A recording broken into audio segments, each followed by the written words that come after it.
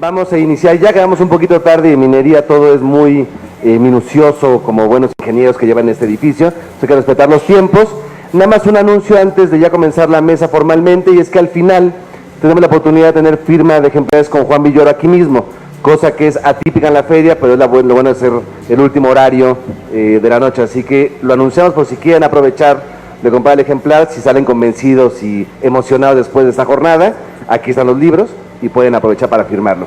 Entonces, bueno, presentaremos hoy, comentaremos el nuevo libro de Juan Villoro, un libro que salió el año pasado, a mediados de año, que se llama El Vértigo Horizontal, una ciudad llamada México, que es una edición de Almadía, esa editorial de Oaxaca, bueno, mexicana, ya de gran trayectoria, que se hizo en coalición su primera edición con el Colegio Nacional, de quien Juan Villoro también es miembro. Entonces, una edición que sale con esos dos sellos en su primera cara, digamos, y ya ahora en menos de un año lleva 3 ediciones, con lo cual ha sido un libro más que bien recibido por los lectores. Tiene todos los elementos para hacerlo de esa manera. Hoy escucharemos a Juan ya metiéndose a las entrañas de la obra, pero bueno, es una garantía, ¿no?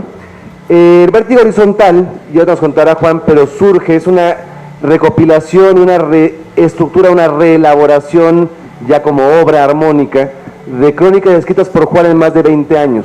Es un registro de la Ciudad de México, de su Ciudad de México, realizado en estas 2 décadas, que al final logra él reencuadrar, recruzar, armar trazos de lectura. Van a haber también lecturas que proponen alternativas, para un poco hablar de la Ciudad de México y su Ciudad de México, con este doble cruce o cruce multifacético que permite una figura como Juan, que es alguien profundamente culto, con una gran pluma y una gran capacidad narrativa y de escritura, un gran observador, alguien que registra de manera muy particular la realidad como un gran cronista que es, y las grandes virtudes o características que lo convierten en el ser que es, se plasma en esta obra que nos presenta ese mosaico muy particular de lo que es la Ciudad de México. Ahorita venimos de una mesa en la mañana en el país, bueno, no país, hace una ofensa esto, de la región invitada, el estado invitado, que es Nuevo León, donde había una mesa que se hablaba sobre la arquitectura de frontera, no importa el tema ahorita, pero Osvaldo Ruiz, quien está aquí presente, un fotógrafo que estuvo en la mesa, hablaba de una idea de Deleuze que decía que hay territorio en donde hay ritmo. Esta idea de un territorio lo hace en eso que es la geografía, donde se planta un ritmo, sea lo que sea eso, desde el nómada que pasa y trasciende una zona, que abandona y deja, pero va dejando un registro, o una colonia, una ciudad que va planteando formas de cohabitación, de vivencia y de flujos. Ahí se establece un territorio ya simbólico para un alguien. Y justo lo que hace Juan es recuperar, ser el que captura el ritmo de la Ciudad de México, sus diversos ritmos que hacen a esta ciudad tan particular, que es una ciudad que si algo tiene es una riquísima diversidad de cultura, registros, tradiciones, personajes, arquitecturas, y justo ha sido alguien que fue también testigo de ese devenir y cambios que ha tenido en esos 20 años que han sido muy vertiginosos, de aquella ciudad que le da el nombre al título, que es la Ciudad Horizontal. Aquellos que somos mayores de 40 años me puedo incluir, vimos aquella ciudad que era realmente una ciudad que se extendía en el valle con casas más bajas, y ahora empieza a ser esa ciudad vertical, que ya es una cosa mucho más reciente. Pero bueno, Juan fue el testigo, digamos, también de este devenir y transformación del valle de su urbe.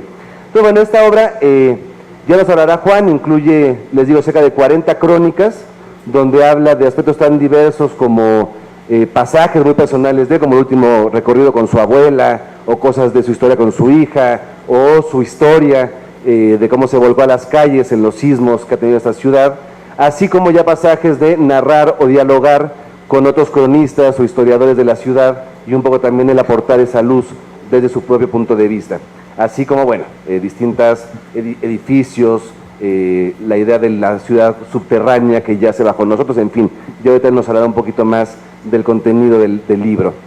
Y además, bueno, al final concluimos ya con la estructura. Entonces, si quieren, no quiero ya alargarme más, aquí los tiempos son muy restringidos y creo que todos queremos oír a Juan. Entonces, de nuevo la bienvenida, te cedo la palabra, Juan, y ya luego yo retomaré al final cosillas que vayan soltándose, y pues bueno, adelante. Gracias. Muchas gracias, Alejandro, gracias a todos ustedes por venir. ¿Sí se escucha? Sí. Perdón, tengo la voz un poco cascada pues por las circunstancias virales que están pasando en esta Ciudad de México. Los cambios de clima pues creo que a todos nos afectan, y en el caso mío pues ahorita la garganta un poco lastimada, pero con muchas ganas de estar con ustedes y de hablar de este libro. Le agradezco a Alejandro no solamente lo que acaba de decir, sino el trabajo de edición que hizo, porque yo empecé a escribir crónicas sobre la Ciudad de México hace unos 25 años. El impulso intelectual ahora lo puedo ver así. En aquel momento simplemente sentí que yo estaba escribiendo de una manera específica de la Ciudad de México. Ese impulso intelectual quizá tuvo que ver con el levantamiento zapatista de 1994. Ustedes se preguntarán qué tiene que ver un levantamiento indígena con escribir de la Ciudad de México. Pues bien, en enero de 1994, los zapatistas pusieron el tema indígena en la agenda de la modernidad. Los mexicanos estábamos muy orgullosos del pasado indígena en la medida en que había llenado de tesoros nuestros museos, teníamos maravillosos sitios arqueológicos, pero no necesariamente pensábamos en un contacto continuo y presente con el legado indígena. Entonces yo me pregunté, más o menos por ahí de marzo, abril del 94, de qué manera podría yo escribir de algunos símbolos prehispánicos en la circunstancia moderna de la Ciudad de México. No lo vi como un efecto inmediato de la rebelión zapatista, pero a la distancia me parece que fue un impulso muy importante. Entonces, en abril, por ahí, escribí un texto sobre el metro de la Ciudad de México. Y el metro, como ustedes saben, tiene muchos elementos que nos ponen en contacto con nuestro pasado prehispánico. Por principio de cuentas, todas las cosmogonías prehispánicas empiezan bajo tierra, en una gruta del origen, y terminan también bajo tierra. En la estación Panteones del metro había, o todavía hay, no lo sé, una cédula que decía: la tierra, nuestra matriz y nuestra tumba. Es decir, la tierra, el origen y el final. El hecho de que las cosmogonías prehispánicas circulen bajo tierra, pues nos ponía en contacto con el metro. Luego, el sistema de indicaciones del metro es un códice pictográfico, como los códices prehispánicos, que están hechos con dibujos para que puedan ser entendidos incluso por aquellos que no saben leer o que no hablan español, con colores que asociamos también con México. Bueno, la línea 1 en un retórico color rosa mexicano. Hay aparte elementos muy concretos del pasado prehispánico, como la pirámide en Pino Suárez, los nombres de muchísimas estaciones, o los frisos en la estación Insurgentes, que son frisos modernos, pero de inspiración precolombina. Entonces, todos estos elementos me llevaron a escribir un texto que se llama La ciudad es el cielo del metro. O sea, si tú estás bajo tierra, pues ¿cuál puede ser el cielo de ese espacio? Es la ciudad misma. Entonces me pareció interesante escribir ese texto, y fue el primero que yo hice sobre la ciudad, sin pensar que muchos años después, 25 para ser exactos, concluiría yo un libro sobre la ciudad.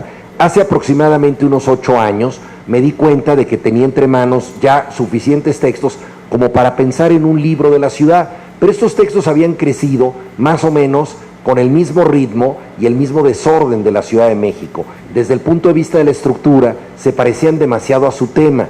De broma decía yo que más que un corrector de estilo o un editor, necesitaban un urbanista, alguien que les pusiera cierto orden, porque eran como barrios que habían proliferado de manera avasallante. Entonces, hace como 8 años empecé a pensar en la posibilidad de armar un libro. Eso se convirtió finalmente en El Vértigo Horizontal el año pasado, y Alejandro fue cómplice decisivo, porque él, como director de publicaciones del Colegio Nacional, se implicó en la selección del material, en decir: esto sobra, falta un tema, ¿por qué no escribes de esto? Darle una estructura al libro. Decidimos que el libro se pudiera recorrer al modo del metro. De hecho, el índice, diseñado por Alejandro Magallanes, es extraordinario. Sinceramente, lo que más me gusta del libro, y de lo que puedo hablar con mayor objetividad, porque no lo hice yo, sino lo hizo él. Entonces, son 6 líneas, como líneas de metro, con lo cual uno puede leer el libro de distintas maneras. Por ejemplo, podría uno leer el libro de principio a fin, leer todo el libro, pero por ahí alguien dice: este libro es muy grande, tiene 400 páginas, me la quiero llevar levemente, ¿cómo lo leo? Entonces, por ejemplo, hay una línea que son personajes de la ciudad. Entonces, son personajes de la ciudad, algunos reales, ¿no? Como por ejemplo el rey de Coyoacán, que fue un personaje real; Paquita la del barrio de la colonia Guerrero, que es un personaje real; personajes históricos de la ciudad como Merolik, un vendedor de curatoros flamenco que llegó a México a sacar muelas con enorme éxito, era un pregonero que podía embaucar a cualquier persona. En 2 años se volvió famosísimo en la Ciudad de México, tan famoso que desde entonces al pregonero le decimos Merolico. Merolik era el apellido de este señor. En otros países de habla hispana no se dice Merolico. Entonces ese es un personaje histórico. Y luego hay otros anónimos como el merenguero, que tiene que rifar sus mercancías en un volado, el limpiador de alcantarillas, el vulcanizador, en fin, personajes de la ciudad. Si uno quiere ver como esa lotería de personajes, pues toma la línea de personajes de la ciudad y por ahí circula. Hay una más personal que se llama Vivir en la Ciudad, que son episodios autobiográficos, no tanto porque yo quiera hablar de mi vida, que la verdad no es muy apasionante, pero me ha tocado ser testigo. Entonces, como testigo he visto cosas, a veces cosas ajenas. Por ejemplo, mencionaba Alejandro un episodio de mi abuela. Mi abuela era una mujer que había viajado bastante y todo, pero cuando cumplió unos 60 años, decidió recluirse para siempre y no salir de su casa. Se encerró en los departamentos del Buen Tono, que probablemente ustedes conocen, ahora se han puesto de moda. Entonces eran de renta congelada, estaban muy venidos a menos, en la calle de Bucareli, donde está el Mercado Juárez ahí. Entonces ahí se encerró ella y durante 20 años no salió de su casa. Y un buen día mis papás le dijeron, ¿por qué no vamos a la Alameda? Ella había vivido de niña en la Alameda. ¿Por qué no vamos a la Alameda? Están los Reyes Magos, nos vamos a tomar una foto con ellos y para que veas cómo es la ciudad hoy en día. Y entonces sacar a mi abuela y que ella recuperara esa ciudad que no había visto en 20 años, pues fue una circunstancia muy especial. Otras circunstancias personales las refiero, no tanto para hablar de mí, sino para mencionar cómo consigue uno entender esta ciudad. Cuando yo era chavo, yo nací en Mixcoac, mis padres se divorciaron y nos cambiamos a la Colonia del Valle, y en aquella época, recordarán algunos de ustedes, que los repartidores de leche llevaban la leche a domicilio y la leche se llevaba en botellas y entonces la gente dejaba sus botellas afuera de la casa de la leche que ya habían tomado y las cambiaba el lechero por otras botellas.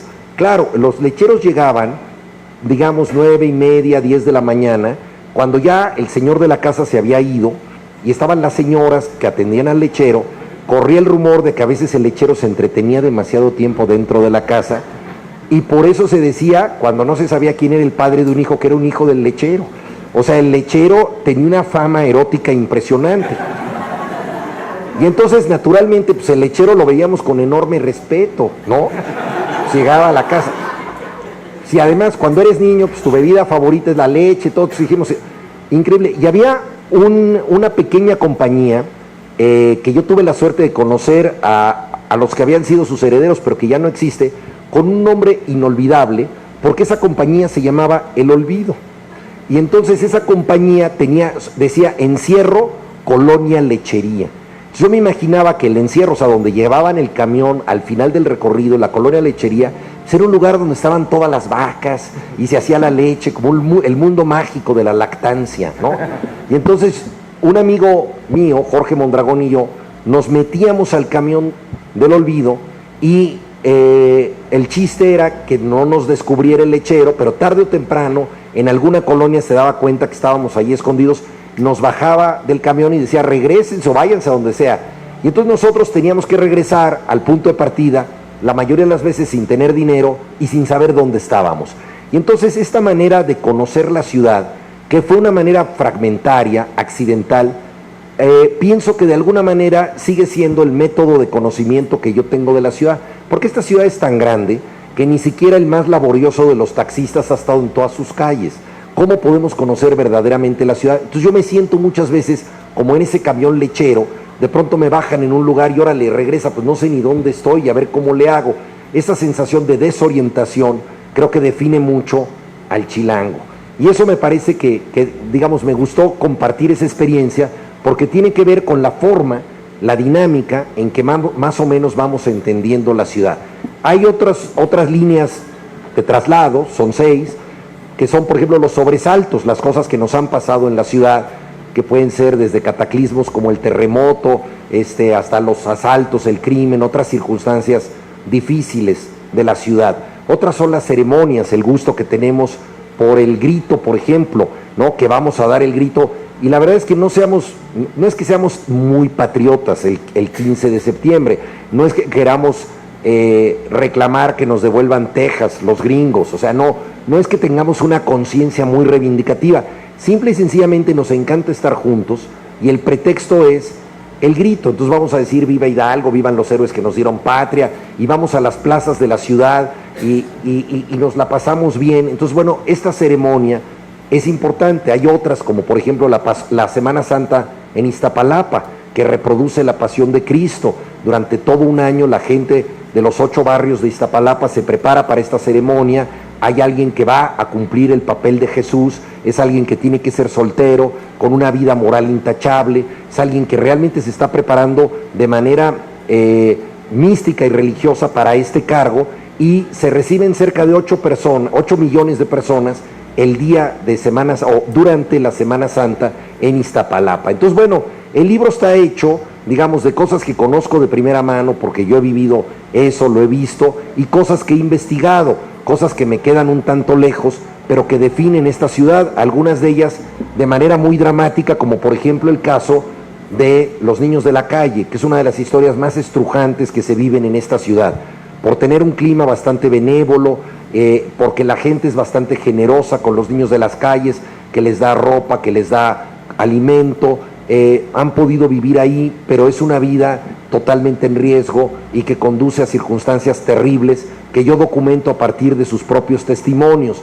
Entonces, evidentemente ahí yo hago más un trabajo de periodista, hablando con ellos, que un trabajo de testigo, porque yo pues no he visto esas cosas o no las he sufrido de primera mano. Entonces el libro está hecho más o menos en estas dos velocidades.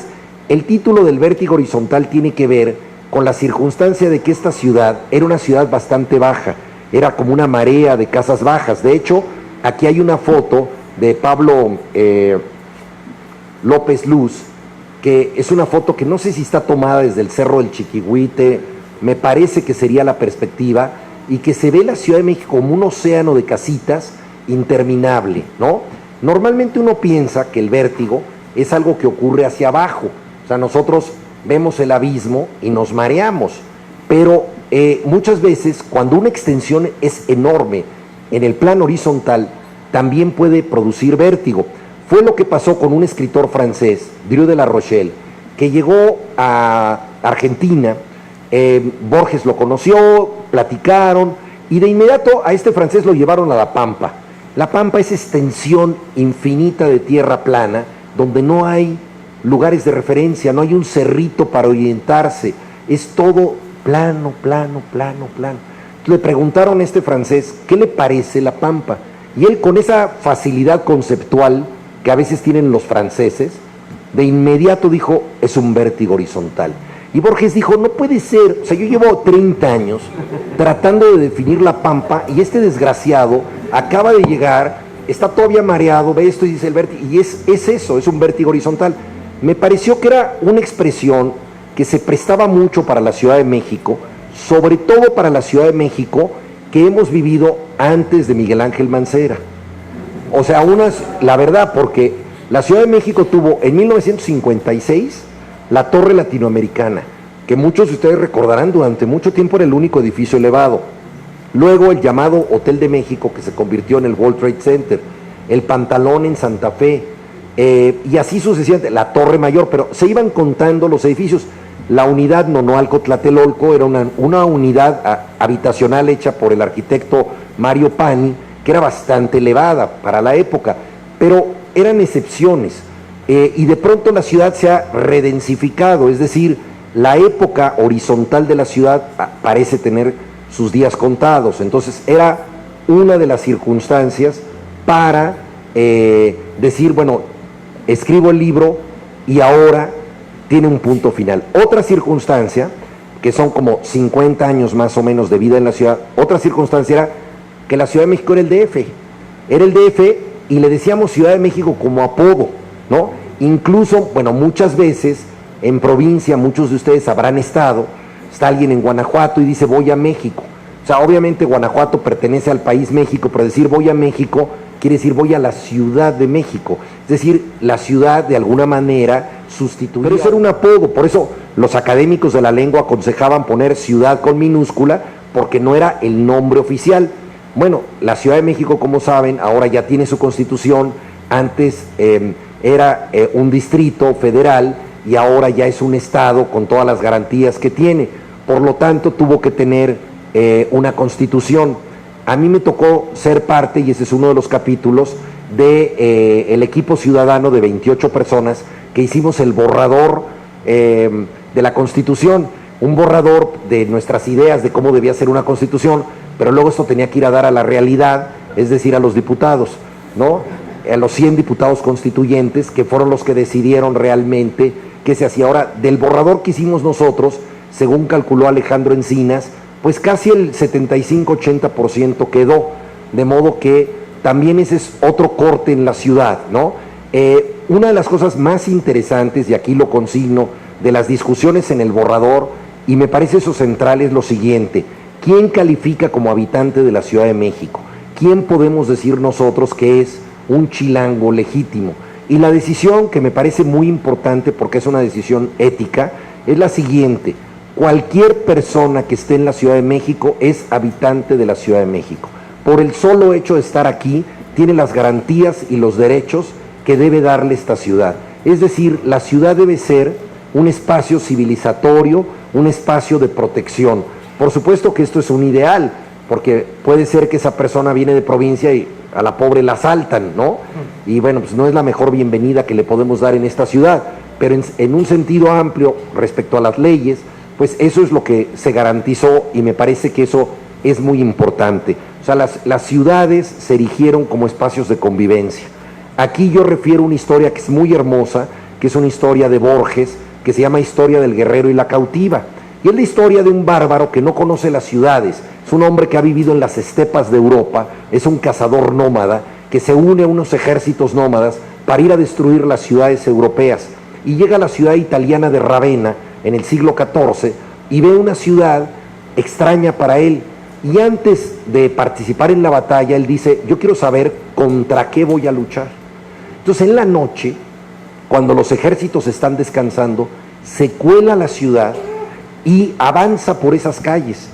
Y él ve ahí, este es un bárbaro que se llama Drokulft, ve balaustradas, terraplenes, arcadas, balcones, iglesias, casas, cúpulas, ve una arquitectura que lo rebasa extraordinariamente, y él no sabe a qué propósito sirven todas esas construcciones. Él no ha vivido en una ciudad, no sabe lo que es una ciudad, y sin embargo, al ver esos puentes que conectan edificios, al ver esas plazoletas, ¿no?, al ver esas escalinatas, él dice: yo no puedo destruir esto, no sé qué es, pero es superior a mí. Y entonces él decide cambiar de bando y muere defendiendo la ciudad. Y Borges dice de manera muy importante, fíjense qué interesante esto que dice Borges: Drokulft no era un traidor, era un converso, que es diferente. O sea, un traidor es el que traiciona a los suyos, un converso es el que dice: me equivoqué de fe, me equivoqué de creencia, cambio de creencia y defiendo la otra que es superior a la mía. Y eso es el mensaje que te puede dar una ciudad. Así se construyó la Ciudad de México en tiempos prehispánicos, y así prosiguió la ciudad barroca durante la colonia, una ciudad hecha de plazas, trazada en cuadrícula, que más o menos era una ciudad ordenada y que nos daba una idea de lo que era la geometría humana. Luego, bueno, ya creció sin ningún orden ni concierto, pero lo importante en el caso de la Ciudad de México es que puede seguir siendo un espacio de convivencia, y creo que eso lo hemos demostrado los chilangos. Este es un lugar muy complicado, y ser chilango es un deporte extremo. No es fácil, la neta, ser chilango, pero nos gusta ser chilangos. Y los chilangos, de pronto, sabemos que la adversidad es posible, y la verdad estamos bastante informados de la tragedia. O sea, alguien te dice: ¿cuánto crees que hice en la micro de tal lado a tal lado? Pues me aventé 2 horas y media. Basta que digas eso para que alguien te: uy, eso no es nada. Yo me aventé 4 horas, ¿no? Y un tercero te dice, pero para nada, a mí se me descompuso la micro, llegó otra y no sé qué, y nos asaltaron, hice 7 horas. Siempre alguien tiene una tragedia mayor, ¿sí o no?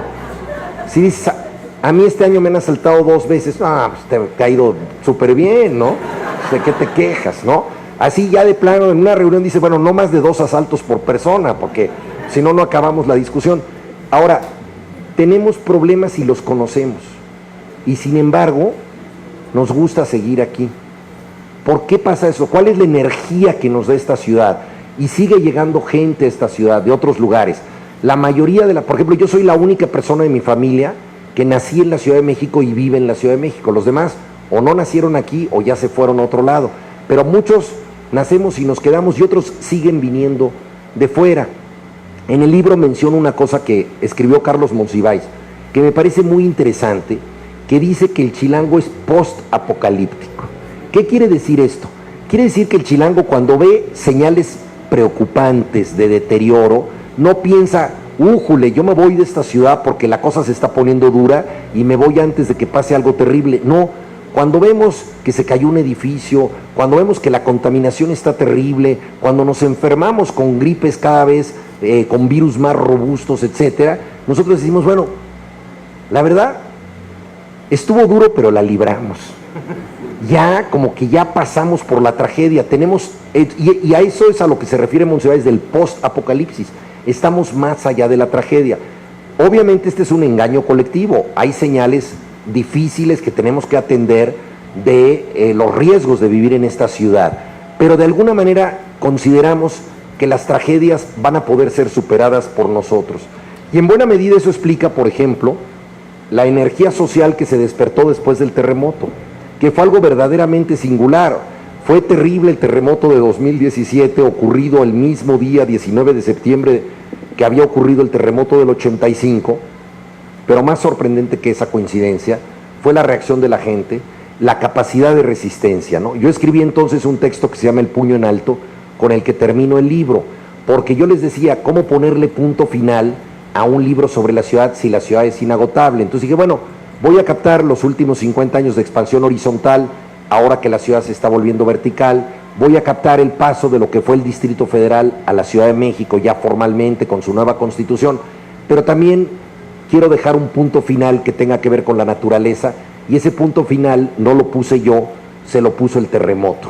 Entonces ese terremoto que nos llevó a tener una actitud común absolutamente extraordinaria, que consistía en los brigadistas que levantaban un puño para que todo el mundo guardara silencio y se pudiera escuchar si alguien vivía. Entonces, ese gesto solidario que ojalá pudiéramos tener en muchas actividades y que hacía que la gente estuviera atenta al otro, atenta al más desfavorecido, atenta a la posible víctima, ¿no? Y yo creo que eso nos articuló de manera resistente y yo pues quise concluir el libro de esa manera, ¿no? Porque el libro pues tenía que ver también con la capacidad de resistencia de la ciudad. Entonces es un libro que habla de los muchos problemas que tenemos en la ciudad, pero que también habla del gozo de vivir en ella y celebra muchos de sus momentos y muchos de sus personajes. Hay un epígrafe, nuevamente cito a Borges, creo que es la tercera vez que lo hago, así pasa con esos clásicos que ya casi son intravenosos, ¿verdad? Que se te van metiendo. Borges dice sobre Buenos Aires, ¿no? Dice, no nos une el amor sino el espanto, será por eso que la quiero tanto. O sea que le teme a su ciudad y al mismo tiempo la ama, y esa es una circunstancia que pues muchas veces nos pasa en la Ciudad de México. Yo digo que una sensación de pertenencia a estas ciudades, cuando tú ves que una patrulla avanza de noche con los faros apagados, solamente tiene los cuartos, va como a 5 kilómetros por hora, se te acerca en la banqueta la patrulla, sientes un miedo que entonces sabes que eres de aquí. O sea, no te sientes protegido por la ley, es la verdad. O sea, yo he ido a otras ciudades que no conozco, veo una patrulla y digo, no, pues están patrullando, están defendiendo. Aquí veo la patrulla en esas circunstancias, siento un pavor profundamente chilango, ¿no? Porque hemos vivido los abusos de la ley durante tanto tiempo. Entonces, esa sensación de pertenencia muchas veces pasa por el miedo de vivir en esta ciudad. Y sin embargo no nos vamos. Yo soy de las muchas personas que ha hecho planes de irse a vivir a muchas ciudades, me he ido por algún tiempito, pero siempre acabo regresando. Y uno dice, pues, la ciudad no es perfecta, pero es mi ciudad, es la que, de donde soy. Yo creo que hay muchos lugares a los que uno puede ir, pero solo hay un lugar al que uno verdaderamente regresa. Un lugar en donde tú dices, volví a casa, soy de aquí, ¿no? Esa sensación, pues, solo te la da el lugar al que perteneces, que es esta ciudad. Y que paradójicamente es una ciudad que está hecha de gente que pertenece a comunidades indígenas, más de 1 millón de indígenas que hablan su lengua, que tiene una comunidad judía, que tiene una comunidad libanesa, que tiene extranjeros que viven aquí, que tiene una comunidad oriental aquí muy cerca, en Dolores, y que se celebra el Año Nuevo Chino, y que tiene realmente esta mezcla de culturas, y todos ellos nos unimos en lo que podemos considerar que es lo chilango, ¿no? Entonces, pues un poco el libro trató de reflejar todo esto. Hago una advertencia, hay muchas cosas que no toco. Yo mismo le preguntaba yo a Alejandro, debemos hablar, me dice, ya párale, porque no puede ser una enciclopedia, y la verdad es que la ciudad es inagotable. Entonces hay muchos temas, por ejemplo, un tema que me inquieta mucho, que no esté, es la vida de las cantinas, que es una vida tan especial, la vida de las cantinas en la Ciudad de México, y había un capítulo que yo había escrito, y así varios, pero que tuvieron que quedar fuera, porque lo peor es tratar de ser exhaustivo. Ya el libro tenía 400 páginas, dije, que se quede aquí, y si vivo lo suficiente haré otro libro, y si no, pues bueno, ya quedó este testimonio de la ciudad, porque si no iba a ser una cosa mucho más pesada, ¿no? No sé, Alejandro, si debemos decir algo más. Bueno, hay un prólogo del gran antropólogo de la cultura, Néstor García Canclini, que es un maestro de generaciones, está en la UAM Iztapalapa, una persona extraordinaria, entonces nos regaló un prólogo que es un lujo. Luego, esta edición ya es de colección porque nuestro diseñador Alejandro Magallanes se alocó profundamente. Entonces, como el libro se llama El Vértigo Horizontal, decidió hacer una tipografía que le diera vértigo al lector, porque entonces para entenderla tienes que poner primero él, luego vértigo, luego horizontal, o sea, lo tienes, ya para cuando acabas ya estás mareado, ¿no? Y quiso jugar con la tipografía. Claro, esto la verdad es bastante poco comercial, pero pues nos la jugamos, ¿no? Nos la jugamos y dijimos que salga así. Claro, después ya dijimos, seamos un poquito más,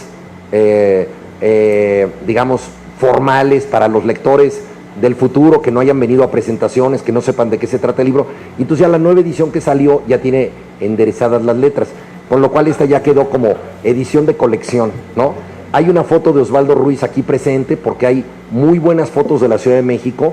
Esta es una ciudad que se ha fotografiado de muchas maneras, y entonces también quisimos dejar constancia de un relato visual de la ciudad. Entonces, tiene fotos, a su manera es como un pequeño libro de arte. Los amigos de Almadía, que es una editorial extraordinaria, este es el 11º libro que yo tengo con ellos, una editorial de Oaxaca. En esta feria, lo voy a decir así, la mayoría de los libros son españoles o pertenecen a editoriales españolas, eso es un hecho. O sea, la industria editorial mexicana está en manos de grandes corporaciones españolas, y nosotros muchas veces los autores pues queremos, yo mismo he publicado en editoriales de ese tipo, pero yo digo, bueno, puede haber editoriales no solo mexicanas, sino editoriales de provincia que tengan impacto en todo el país, como ha sido Almadía. Entonces es una aventura que a mí me parece extraordinaria, porque defiende otro tipo de edición, y por ejemplo hacen libros bastante baratos con una calidad muy grande. O sea, esta camisa que se quita, las fotografías adentro que están a color, el índice a color como un mapa del metro. Realmente es una edición muy cuidada, y yo estoy muy contento, y ya como es el primer libro que publiqué con ellos, fue el primero que ellos hicieron en este formato. Nos lanzamos como en una nave de los locos, no sabíamos a dónde íbamos, y afortunadamente pues la editorial no solo ha sobrevivido, sino que ha demostrado que se pueden editar buenos libros desde México, y que podemos competir con quien sea en el mundo editorial. Entonces yo estoy contentísimo de poder estar en esta editorial y de poder seguir en este proyecto. Entonces también eso es algo que yo quería decir. Y aquí se unió con la fuerza de pues Alejandro Magallanes, que es lo que se llama un editor de mesa. O sea, es un editor que te discute el texto, que te discute palabra por palabra, que te ayuda a mejorar, es realmente como un entrenador que está tratando de que tú des un extra continuamente, y entonces el libro hubiera sido mucho peor o muy inferior sin la ayuda de Alejandro, sin todo esto. Entonces, bueno, pues en fin, ¿qué más se puede decir? Viva Chilangópolis y gracias por haber venido.